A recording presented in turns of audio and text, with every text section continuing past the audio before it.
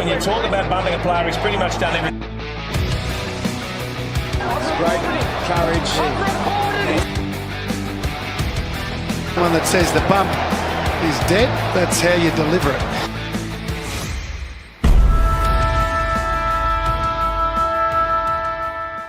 What is going on, YouTube universe? My name is Trent. Some of you may know me around the YouTube universe as Zira, with all the gaming content that I put out there, or maybe even some of the reaction content that I do.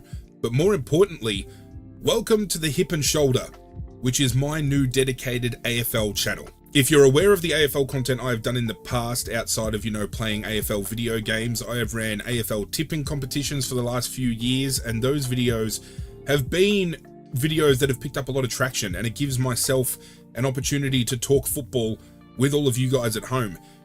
And I figured it was about time we broke away from the gaming channel and gave it its own form, its own entity. So the Hip and Shoulder is exactly that. This is going to be my new domain to speak everything AFL with you guys at home, whether it be weekly tipping videos, whether it be podcast following every week to, talk about the fallout of each round, whether we do, rankings and tier lists, we just talk about AFL news and kind of have a discussion, or even today, how we're going to be talking about my season 2024 predictions. Before we get started, I just want to say I get dragged almost every time I do a predictions video because sometimes my predictions are a little bit unrealistic. So I'm trying to be as realistic as possible in today's video, especially given this is going to be the penultimate for this channel. This is the very first video I'm dropping, and I want to set the standard. We want to set the bar. I don't want to look like some, dickhead who's going to be throwing, his team into the top 8 because he supports that team. As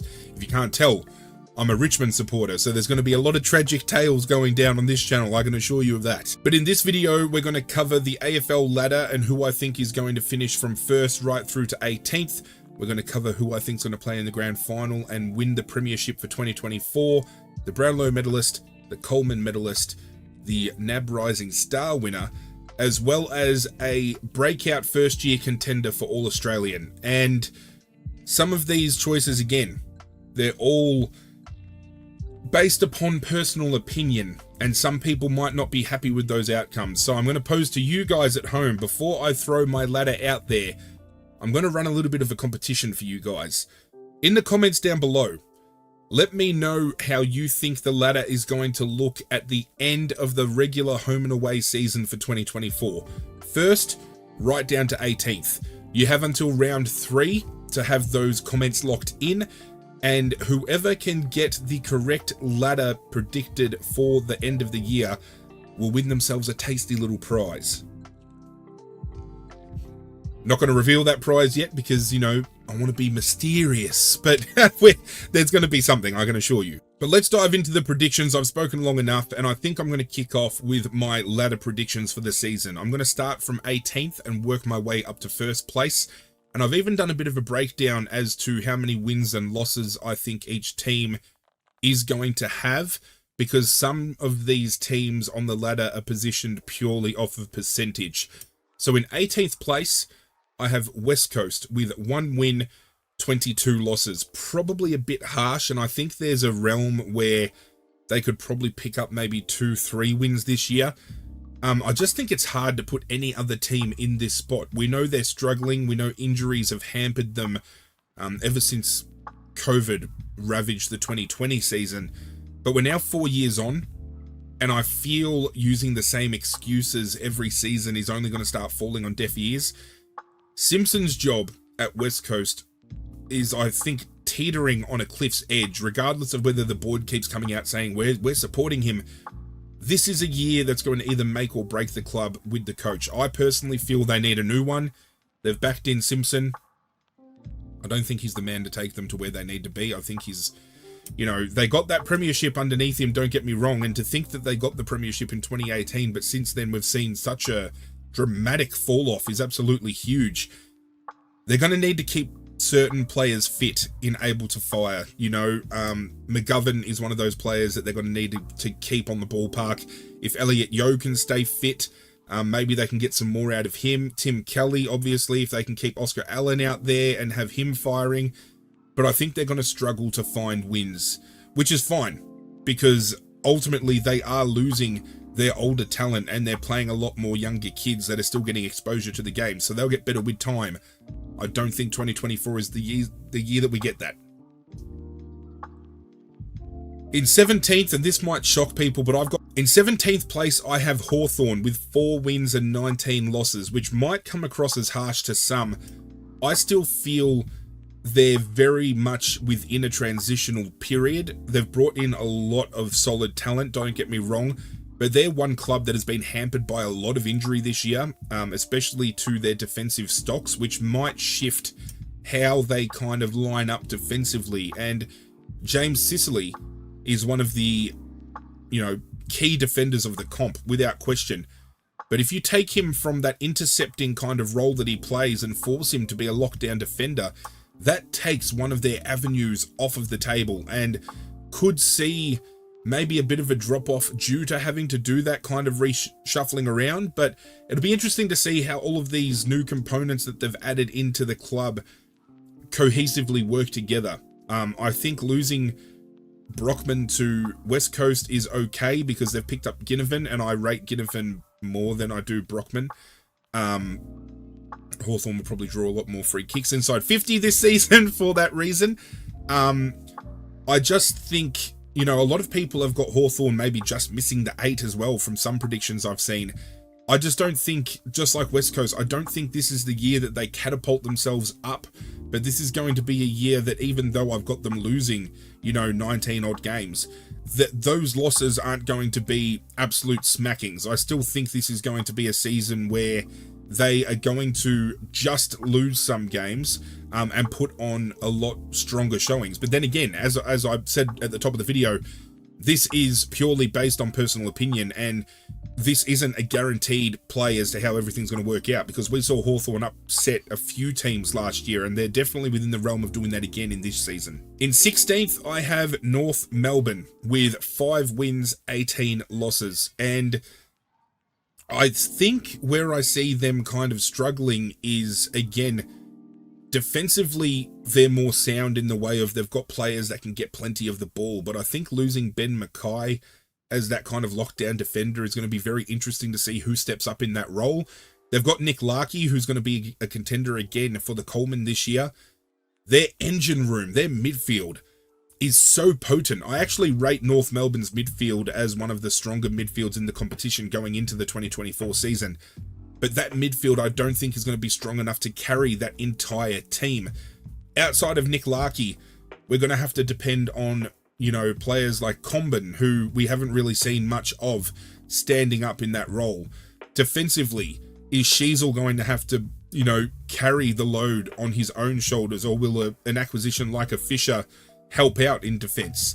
It's going to be very interesting to see how they cohesively work. Again, just like Hawthorn, I think some of the losses they're going to cop this year are going to be incredibly close, and I think North Melbourne are going to potentially upset some teams again this year in the same realm that Hawthorn have. But when I did the play-by-play breakdown of each game for the year to generate this ladder, there's just some games where I don't see North winning, and some games I feel that they might lose by a large margin. In 15th place, and this might upset some, but I've got my bottom 4 rounding out with Essendon with 8 wins, 15 losses for the year.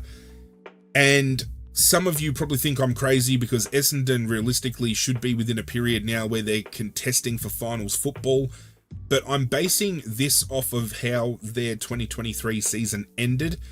They had a really huge drop-off. They played some really good football last year, but their worst was some of the worst that we saw. And to finish the year off with that absolute fucking belting that they copped, I don't know whether that's going to make them hungrier over the preseason or whether that is a drop in morale that's going to carry over, but I don't think Essendon are going to be thereabouts for finals this year. I think there is going to be a drop-off, and it's not just seeing Essendon drop off. I'm just seeing other teams around them improving more than Essendon will.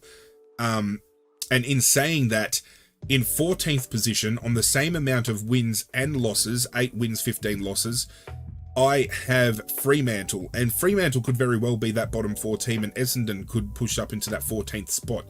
I feel the way I've configured this ladder, any team from 15th through to probably 10th can switch around with any way, shape or form. Fremantle, again, is a team in my eyes, I feel, that should be kind of pushing for that final spot now as well. They've got that midfield core.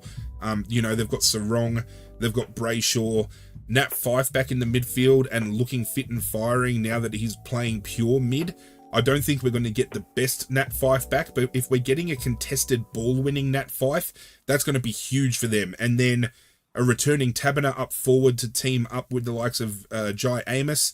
You've got young Hayden Young apparently transitioning from backline to play more midfield minutes, and his ball use is absolutely sublime.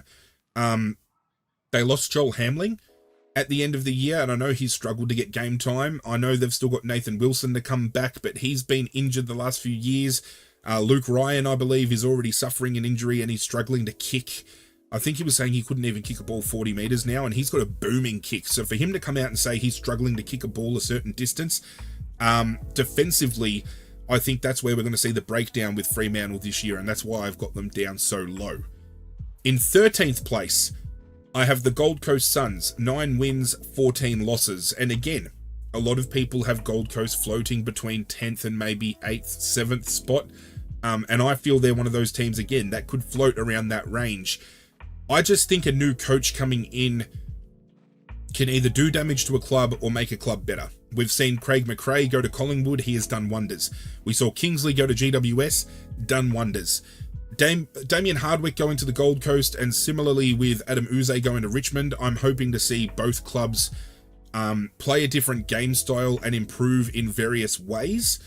I just think the Gold Coast still are lacking some components around the ground that is truly going to have them contend for finals. I feel they can run with the best at the best of times, but I feel their drop-off is still too narrowing to kind of throw them up against some of the teams that I've got contending. But it's going to be interesting to see, full games coming out of players like Ben King, seeing whether Levi Casbolt can have any hand in their structure given, how old he is getting. Sexton apparently moving from the forward line to the back line is going to be something very interesting to watch. Trying to see whether Humphreys grows as a player, whether Matty Rao can get back to his best, whether Noah Anderson can take the next step. Took Miller coming back into the team, Jared Witts being fit and firing. They've got plenty of names on this list to play finals, and I think Hardwick's game style could very well suit that. I just don't think this year is going to be one where we see that next step for the Gold Coast. And under a new coach for the first time, it could be a period where we see maybe 1 or 2 seasons before they take that step. I don't think Gold Coast are ready to step up just yet, but when they are, I feel they could be a serious threat with some of the players they have out there. In 12th place, with 11 wins and 12 losses, I've got St Kilda, and they're probably going to be my slider this year. Every year, notably, there is a top 8 team that drops off the face of the earth, and I think St Kilda is going to be one of those teams. To think that they were even losing games last year, but they hadn't dropped below, I think it was either 6th or 7th position on the ladder. They were always in that top 8 mix. I just think some of the personnel they're going to miss. They've got Wangane Malira that has done an injury. Hunter Clark has injured himself again. Even though they've got Jack Steele fit and firing, Sinclair's apparently got a bit of an injury, and he was one of their most key components last season. Max King is going to have to step up in a big way this year. We need to see Max King deliver. He has the makings of being one of the best power forwards in the comp, but his kicking ability in front of goal is what lets him down. He's got an incredible set of hands. It's just his conversion that he needs to work on. And also from a external point of view, I think Max King is one of those forwards that likes to kind of draw free kicks. I feel he needs to get that out of his game. And if he does, he could become even more damaging, because if you've only got eyes for the footy and you're not thinking in the back of your head that you're going to try and draw a free kick here or there, I think that makes you a better player. You know, Rowan Marshall, one of the best ruckmen in the comp last year. Hayes maybe comes back in this year to give him a chop out. Who knows? Some of the young talent that they've picked up over the last couple of years hopefully take another step.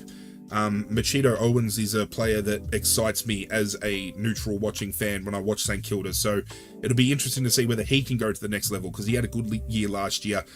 I just feel St Kilda's going to be that one team that might struggle a little bit to find wins where they did last year.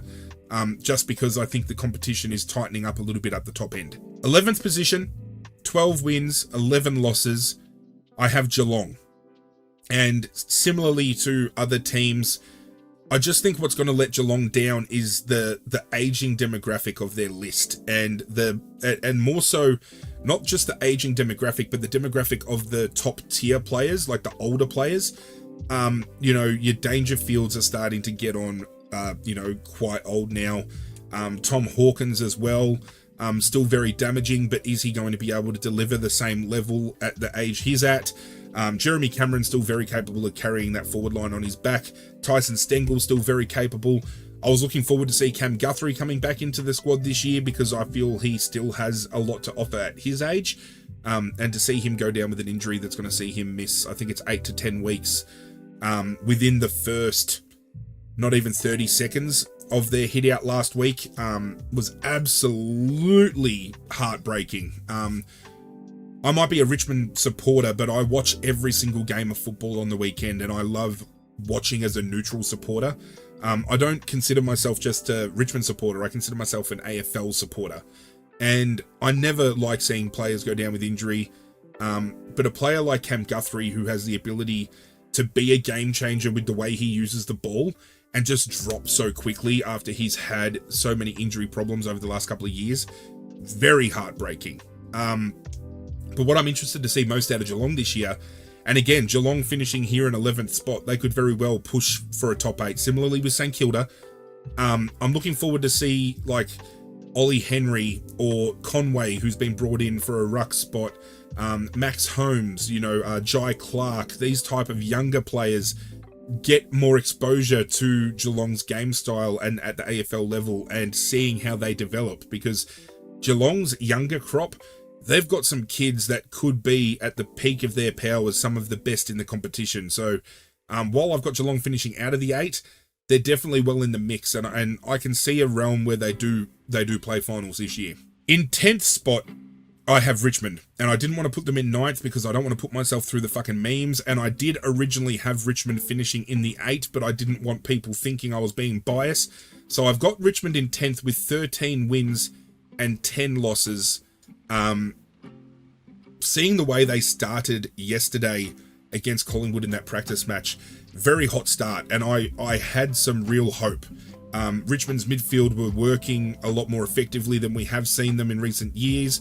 It looked like they got rid of that handballing game, and they were more orientated by moving the ball by foot, and some of their transitioning from back to forward, especially their defensive pressure in that first quarter against Collingwood, was absolutely phenomenal. And I was watching and I thought, fuck, here we go. Uze's got a solid plan here. We're going to come out firing. This is going to be a good season. And then the Collingwood onslaught came, and I knew it was going to happen. You know, they're premiers for a reason. You know, they're going to go into this season as favourites for a reason. I still think Richmond have a lot to improve on based upon that practice game. Obviously, Tom Lynch to come back in, he's going to be very key to Richmond's season this year. If we can keep Dion Prestia, Dustin Martin, and Tom Lynch fit and firing all year, I think we can push for a final spot.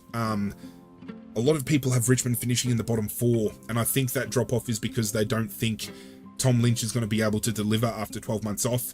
Losing Trent Cotchin, losing Jack Riewoldt obviously hurts. But I think some of the younger crop we've got now standing up could really push us deeper than what people think. You know, Thompson Dow, I think, is going to be a breakout player this year. Liam Baker, I think, is going to step up to a new level. Shea Bolton, at his best, is still one of the most damaging in the comp. I still think Richmond have the makes of having one of the better defensive lines in the comp, especially in the way of intercept marking through the likes of Broad and Vlosten. Naismith coming in, I think, could be a key acquisition for us. I'm keen to see Nankervis and Naismith team up together. Uze obviously went with a double ruck formation with Ryan and Naismith in the Collingwood-Richmond practice game. Nankervis has an injury that might see him miss the first couple of rounds, but he's confident that he might come back for round 0. Who knows? But if Uze is going to run a double team, I think Nankervis and Naismith are going to be the pair. Naismith obviously missing the chance at AFL, dropping back to the VFL, but coming back in, even at his age, I think is going to make him very hungry to prove himself again. And the last time we got a Sydney-based, AFL ruckman, we went and won the premiership. So maybe Naismith can come in and give us a little something. But I'm very keen to see how Richmond go this year. As I said, I think a lot of people see us dropping off, but I think Uze's style could really prove a lot of naysayers wrong, and I'm hoping so. I think Richmond could very well finish as low as 15th place, but I think 8th place isn't out of a realm of possibility. I think we can make it there, but the percentage of us making it, I think, is a lot smaller than us finishing outside of it. So that's where I've got my boys placed this year, and if they can prove me wrong and finish higher, I'll be very fucking excited. In 9th place, and missing finals by percentage, and from 9th through to 5th, this is all based on the same amount of wins and percentage separating the lot. So in 9th, I've got the Bulldogs finishing 14 wins, 9 losses. Bailey Smith missing is going to be rather critical because he's such an important outside player for the Bulldogs. McRae carrying potential injury coming into this season is going to be a bit worrying. And him being dropped out of the leadership group does not make sense to me. Them coming out saying, oh, we're dropping Jackie out of the leadership group and hopefully he can get back to playing good football. McRae's been one of your best players for years, and I don't understand why you'd have to drop him out of the leadership group. I think there's something under the table going on that we don't know about.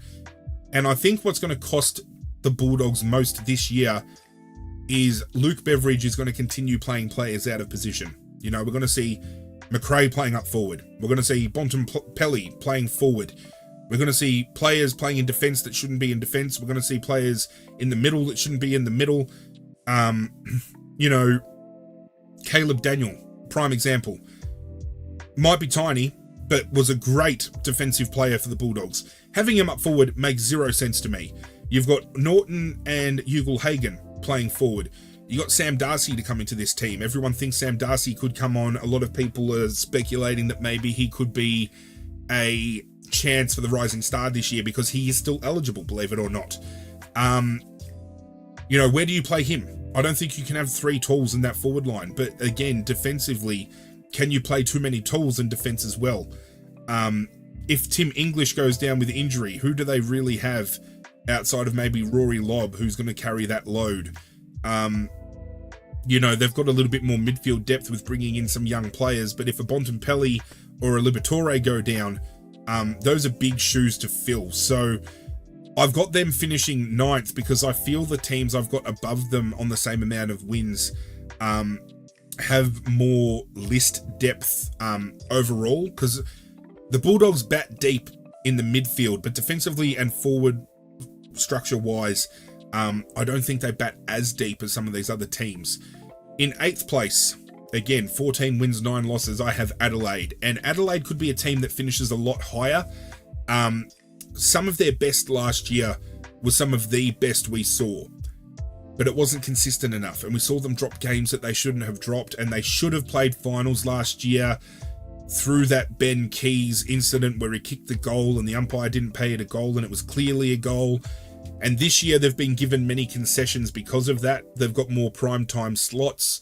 It does look like they have a bit of an easier draw compared to some other teams. So I feel if they miss the top 8 after these concessions they're being given, it'll be very damning for that club.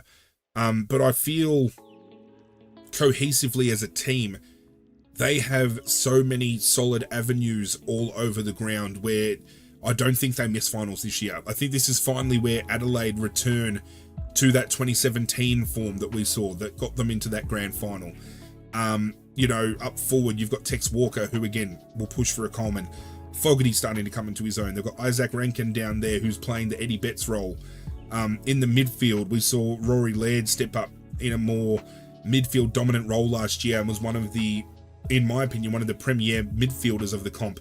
Jordan Dawson as captain coming through, a lot of people thought maybe that would be too much of a bearing on his shoulders, but he was one of their best last year.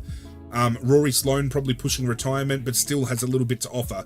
Defensively, they've got some really key young kids that were stepping up last year and standing tall. I really like Adelaide, and I hate to say that because Adelaide's not a club that I've historically had a lot of love for, but I really love the makeup that they're going in with this season. In 7th place, again, a team that could finish much higher, even top 4. I have Greater Western Sydney, 14 wins, 9 losses. Again, their best can be some of the best, but it's their consistency that falls short. And I think what's been letting them down in previous years is missing key personnel at the wrong times. But they've got Jesse Hogan apparently in great form. Some people are even saying that he could be a smoky for the Coleman this year. They've got a really soft run to start the season, which I think could get them to a solid start to set themselves up. I think Tom Green's going to go to a new level. I think a fit Josh Kelly goes to a new level. Kieran Briggs, after having a year exposed at the level, I think he could go to the next level and be a top 5 ruckman of the comp. Defensively, they had some standouts last year that I think could go, the next step. Seeing Toby Green take out all the bullshit from his game and just focus on playing football makes him, in my eyes, one of the most exciting players to watch. And just seeing some of these young kids that they're going to throw, into the mix as well, and what Kingsley's doing with this group is very exciting. In 6th place, and a team that could very well miss the 8 this year, I feel it within me that with all the things that have happened externally off the field, it could impact what they're doing on field, is Melbourne. Again, 14 wins, 9 losses. Their most important player this season, and probably one of the most important players to any team this year, is Max Gawn. If Max Gawn goes down with injury, Melbourne are fucked. They boned themselves by bringing in Grundy and then kicking Grundy out, and I don't think they have a ready-made replacement for Max Gawn who can play at that level.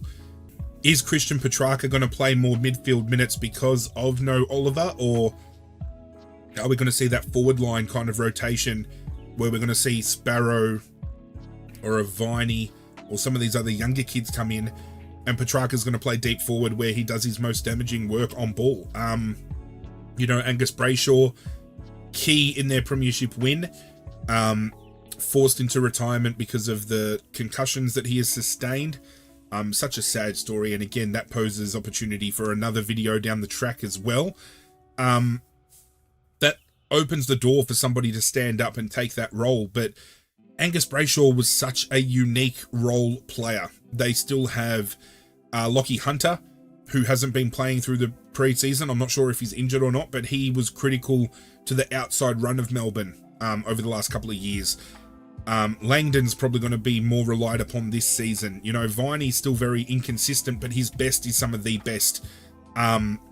I just think Melbourne are one of those teams that could fluctuate either up or down.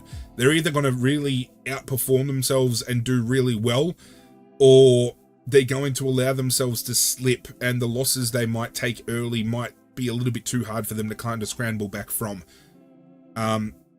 Just ahead of them, in 5th position, and the final team I have on 14 wins and 9 losses for the year, as much as it pains me to say it, is Carlton. I think this is the year they finally make it into the finals. I can tell you, I was probably cheering the most when Collingwood beat them in that final game to stop them from making it to the top 8. That is only because of some preconceived notions I have about the Carlton fan base and just some personal experiences that I've endured that kind of shifted the narrative for me a little bit.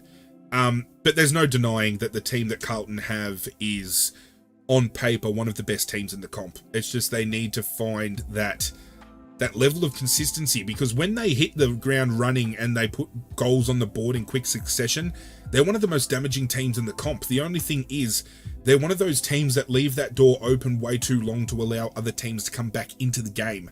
When they're piling those goals on, and they get 2, 3, 4 goals ahead, they should be kicking that door shut and then locking it behind them. But the problem is, they're kicking those goals, but they're leaving the door wide open with nobody guarding that entryway, and it allows oppositions to sneak in as just as quick. And we've seen it before. We saw Carlton get the jump on Collingwood, but then leave that door open for Collingwood to come back, and then Carlton fought back, but then Collingwood got the better of them, and we've seen that happen so many times with Carlton. I just feel this year, knowing that that is something they've had to work on, they're going to get benefit from that. I think losing Wiedering, because I believe Wiedering is out injured, could be costly in the first few rounds, especially round 1 against Richmond. If Tom Lynch is playing, he'll be licking his chops knowing that Wiedering's not out there to shut him down. Sam Walsh still carrying a bit of a back injury issue. I think he's going to be key to playing a big role in them making finals and going deep into finals this year. He was the best player in finals without making the grand final. If we can get a full year of that out of Sam Walsh, he might even give the Brownlow a bit of a fucking shake. But I've got Carlton finishing in 5th. In 4th place, and I have 4th, 3rd, and 2nd all tied on 15 wins, 8 losses. So again, percentage breaking up all of these teams. But 4th, I've got Brisbane. And Brisbane was a team that I locked in last year to finish on top, to finish as the premiers. And I even tipped Lachie Neale to win the Brownlow. And I'm spewing I didn't put fucking Lachie Neale to win the Brownlow when I did it. But I think Brisbane, they're a team that has been there and abouts. And I said it last year, I said it the year before, I'll say it this year as well. If they cannot win a premiership with the team that they currently have on the park, I don't know where their next premiership's coming from. You know, when they play at the Gabba, they're almost near impossible to defeat, and they play enough games at the Gabba every year to almost lock up a top 4 spot with knowing that fact. Their travelling is what lets them down, and we saw them be rather competitive against Collingwood in the grand final last year, but when it came to the crunch, they just fell short of that mark. And even though some players kind of played out of their skins in that game, you know, Bobby Hill played the best game of his career, Kitty Coleman for Brisbane played the best game of his career, there's still a lot of passengers at Brisbane, and I feel they rely too heavily on some players to do more while other players are doing less. I think they need to find a cohesive balance between that, but I definitely think Brisbane are going to be a top 4 team. Just where they finish, I'm not 100% sure, but I've got them in 4th. In 3rd place, I have Sydney. And a lot of you might think I'm crazy because a Sydney without Lance Franklin, how can Sydney compete? But Logan McDonald has been knocking on the fucking door of opportunity for so long. And I feel, and I've said it for a very long time, I feel Sydney play better without Lance Franklin because Sydney are too, or at least were too, Buddy-centric when moving that ball forward. It was always, oh, where's Lance? Let's get it to Buddy. You've got to get it to Buddy. Him being out of the team, you've now got Joel Amadi. You've got Logan McDonald. You've got Tom Papley. You've got Isaac Heaney, depending on whether he plays forward or goes into the midfield. Luke Parker would normally be one to swing down, but obviously he's going to miss because he's gone, and I think it was a broken arm I think he's sustained, which I hate because I love Luke Parker as a player. They've picked up Joel Hamling over the off-season, so a strong key defender to throw into the mix. They've picked up Brodie Grundy in the ruck, and I think they've been struggling, you know, outside of, was it Tom Hickey, I want to say, that was playing? I think it was Tom Hickey. Grundy's a much more superior ruckman, and I think he's been starved of opportunity at Melbourne to be that number 1 spot, and I think going into Sydney is going to be huge for him. James Jordan coming across from Melbourne as well gives them some more mid-depth, and I'm keen to see his run on the outside. Then you've also got Taylor Adams, with what kind of role he plays and what he brings into the mix. Sydney are going to be very exciting to watch this year, and I think for me they're almost a top 4 lock. In 2nd place, the team that have, you know, so many people thinking they're going to be the sliders this year, but I still think they're going to be too hard to beat in some circumstances, is Port Adelaide. And a lot hinges on their forward structure. Todd Marshall used to be one of those players where you could almost put your house on him kicking every goal in front of, you know, that he's in front of. But he was very inaccurate last year. He had a bad case of the yips. I'm not sure what happened with him. Mitch Georgiades comes back in, but he's missed a sizable amount of football, so whether he'll find consistency early will be interesting. Charlie Dixon only manages to play a handful of games every year. You know, how many games are they going to get out of him? Ollie Lord showed promise when he had opportunity, but is he going to be consistent enough to be relied upon as a regular key? You know, they've got Butters, they've got Rosie, you know, they've brought in Ivan Soldo, who some people might not rate, but I think Ivan Soldo's tap work is some of the best tap work in the comp. It's just his engine around the ground isn't all too big. Defensively, they've still got a great defense. You've got Alir holding it down. You've got Houston running off the back. You've got some other prime running half backs that are going to add so much to that lineup. Apparently, Ollie Wines has refound some form, so him in the midfield is going to be interesting. Some of their crumbing forwards are exciting. It's just their key forward makeup. I don't know. And I think they are a team that could threaten to slide down the 8, maybe even drop out of it. It all depends on key personnel being fit at the right time. You know, if a Butters or a Rosie goes down, 2 of their best ball users and 2 players that they always want to get the ball to, if you get one of those 2 down, that leaves a big gaping hole in that midfield. If Charlie Dixon can't get out and play, if Georgiades injures himself, if Todd Marshall injures himself, you lose key personnel up forward where who are you going to get your ball to? It was similar to the case, again, I'll refer to the Collingwood-Richmond game because it's the most recent in my mind. No Tom Lynch down forward. Noah Bolter was a player who I thought would push for an All-Australian fullback at one point. He's now playing forward. We got Jacob Kajitsky, who fucking couldn't mark anything if he had a pen to paper. You know, it shows that when you're missing that key personnel down forward, you're going to struggle. And I think Port Adelaide could struggle in that fact. They're just lucky that their small forwards and their midfield and even some of their defenders have the ability to float down and score enough goals for them to not have to be carried through those key forwards. I think that's what sets them apart from some other teams. But Port Adelaide are going to be one to watch because I think they are one that are at risk of sliding. And clearly that means number 1 spot, I've left it for Collingwood. And while I have Port, Sydney and Brisbane all tied for second on 15 wins, I've got Collingwood with 20 wins and only dropping 3 games for the year. And I found it so hard to tip those losses against Collingwood. And some of you might think that's a little bit unrealistic. Collingwood's only going to drop 3 games for the year. But they are the benchmark of this competition now. The way that they move the ball, the way that they're always, you know, traveling in packs, how cohesive they are at just maintaining the game at their speed, they're going to be very hard to beat. Very hard to beat. There's a lot to love about them. And even, again, referring to the practice match that just went down, they had no Scott Pendlebury. They had no Jeremy Howe. You know, Dan McStay is going to be out for the year, so they're still trying to find that new kind of key forward opportunity. But, you know, their midfield core, you know, DeGoey, Nick Dacos, Josh Dacos on the outside, Pat Lipinski looked like he might be going to a new level this year. You know, can Bobby Hill produce throughout the year what he produced on Grand Final? You know, is an Ash Johnson going to stand up and take opportunity? Can Mason Cox take his game to the next level? You know, can Darcy Moore replicate the year that he just had? I still think they're the benchmark. They're going to be hard to beat. They probably won't. I'm probably being a little bit generous by giving them 20 wins, but there's no way they don't finish top 2. Comfortably, they finish top 2 this year. I'm convinced with that. So with that ladder out of the way, we move on to who I think are going to be facing off in the 2024 Grand Final and who I think is going to be the 2024 Premiers. I have Collingwood taking on Sydney in the Grand Final, with Collingwood going back-to-back. I feel if there's going to be another 3-peat, I think Collingwood is the team that's going to get it. They're the team to beat, and until I convincingly with my own eyes see them rattled and defeated quite comfortably, that won't change my mindset. They've just got everything they need right now. They've got depth. All of their players are playing at an elite level. They're cohesive as a unit.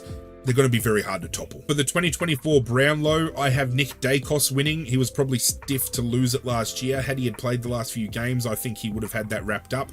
I have him winning the vote ahead of Errol Goulden from Sydney, as well as Marcus Bontempelli from the Western Bulldogs.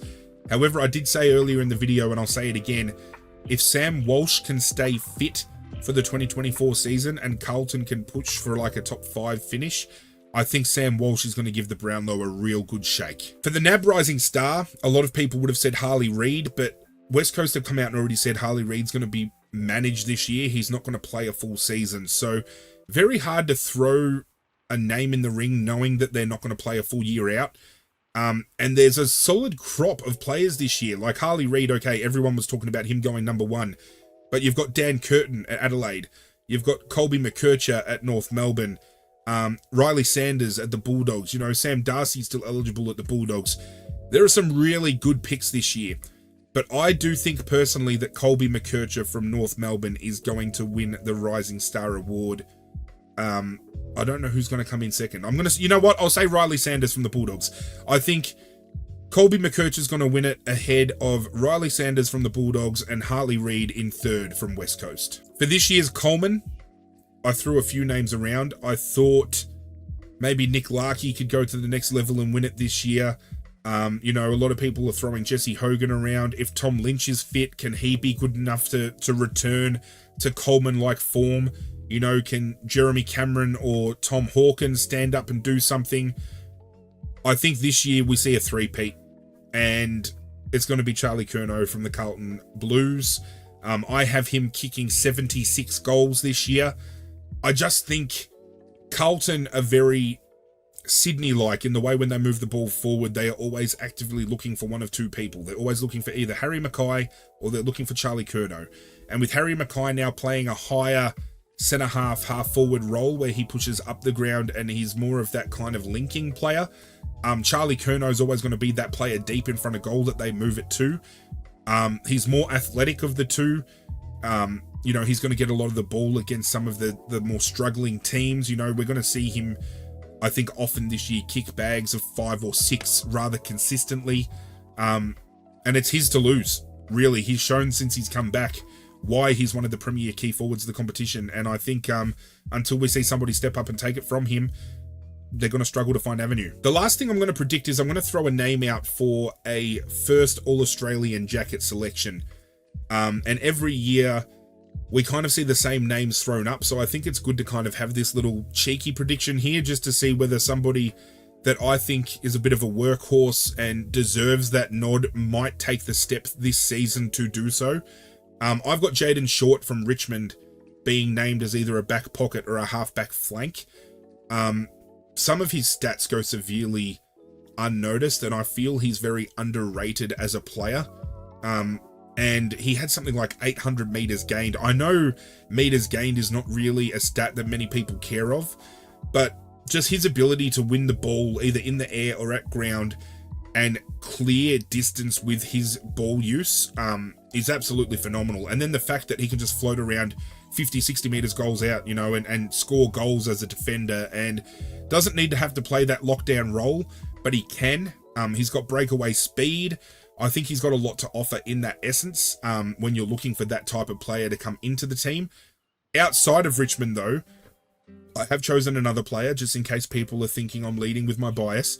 I'm going with Noah Anderson from the Gold Coast, and I feel last year he had a strong season, but if they're to take the next step and they do end up playing finals this year, I feel Noah Anderson is that player who can step up and play that role for them, whether it be named as an on-ground midfielder or just an interchange position.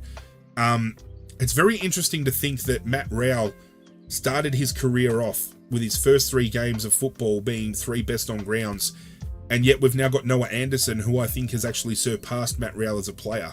Matty Rowell too interested in eating the grass before a game, I think, having a bit of a feed, but I think Noah Anderson could be one to step up tall this year. That is it from my predictions. I know for a fact I've upset some people at home. As I said, it's all completely objective and subjective, whichever way you want to take it. And as I said at the top of the video, do let me know in the comments section down below how you think the ladder is going to shape by the end of the year, first through the 18. If any of you can get it right, I'll have something tasty waiting for you at the end of the season. Very keen to bringing content to this channel, not just this year, but moving forward. And as I said, I've got some really big ideas. There's definitely going to be weekly tipping videos.